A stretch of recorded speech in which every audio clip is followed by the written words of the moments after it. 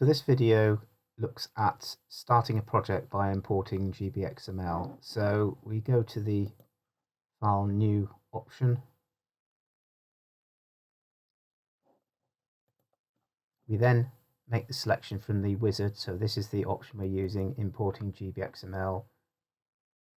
There's a tooltip on each of these workflows so you can ascertain exactly which workflow you're getting engaged with. So this one is actually importing Gbxml. So we select the Gbxml file that we've written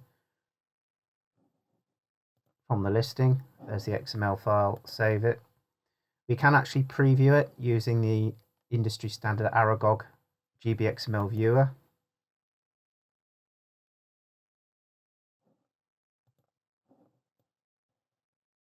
So you can view the model itself.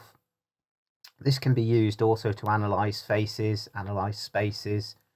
Probably best to familiarize yourself with Aragog, as it says there, Aragog. It is a free issue piece of software, open source. Anybody can use it, so you can use it to view any Gbxml. So we just link into it so you can view the spaces. You can view spaces individually. For example, if I went to the reports option, I can isolate a space, select the space of interest. That'll highlight the space for you. And you can also isolate floors. So if the building has been set up with spaces based on stories, you can set up the spaces. So it's effectively a viewer, and you can isolate faces, and you can also change exposures. That's something you could do by being familiar with the Aragog software tool. So you can view it. You can do this within the project as well. So I'll dispense with that, having reviewed it. This then takes us into the reference, so we can give it our project title. As per other projects, it will create a directory for you if you wish. I'm not going to do that because I've always got one there. We then select the building type. So this we'll say is, let's say, an office. Next again, this then brings in the geometry, and we then go and select either our standard traditional MEP Works Sibsey weather locations, or we go and browse and then pick our location that we're loading up.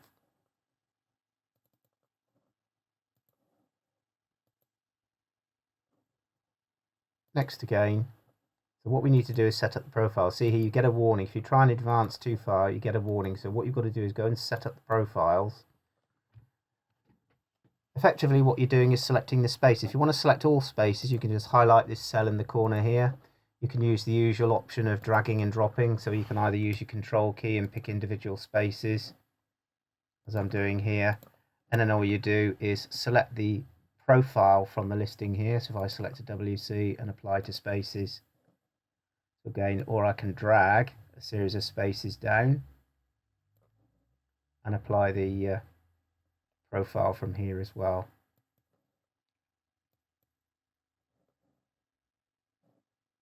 Selecting that one, plant room, apply to spaces. Got a couple of corridors there, which I'll put in as a circulation area, apply to spaces. So effectively, obviously, you get the idea. I'm not going to go through this list. You go through and select all the spaces you want to use. So I'm just going to assign all of these to be cellular office, apply to spaces. And of course, you can subsequently change them. If I grab the WC lobbies there, change those to WCs. So really what you can do is grab the lion's share of your spaces and then apply the ones that are different. So those are circulation areas. That's a circulation area. Atrium, link corridor, stairwell, those can be circulation areas. So you're nominating your profiles prior to project progression. This then brings in the level setup, where it knows the number of floors and you know the floor to ceiling height. So I can skip levels here. I'm going to put the orientation in, next again, and then finish. This will then launch the building program, where we can then bring in, and it will load the Gbxml geometry. Again, in the usual way, selecting our preferred glazing types, our preferred internal elements. Profiles are now already allocated, so that will load automatically the Gbxml.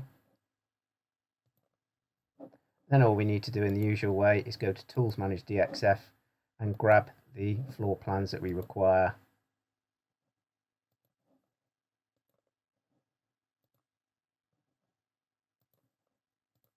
going through the list, nominating the DXF floor plans that we want to use.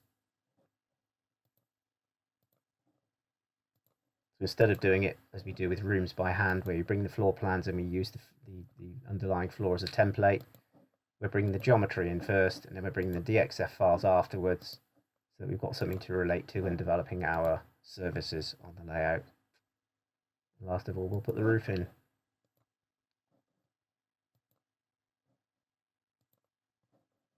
And again, the same applies from this point onwards as it does with the existing version that we have.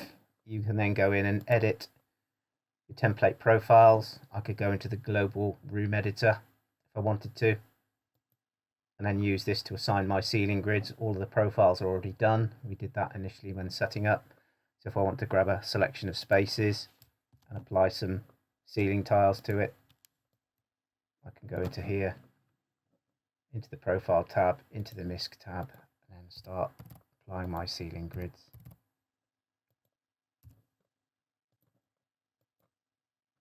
We'll then start populating the spaces with the grids that I want to put in. Again, we can still do them by hand.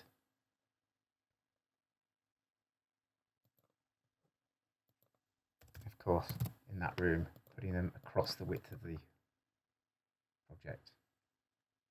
So the workflow by bringing in this Gbxml is selecting the profiles, selecting the Gbxml, and then sliding the DXF files in underneath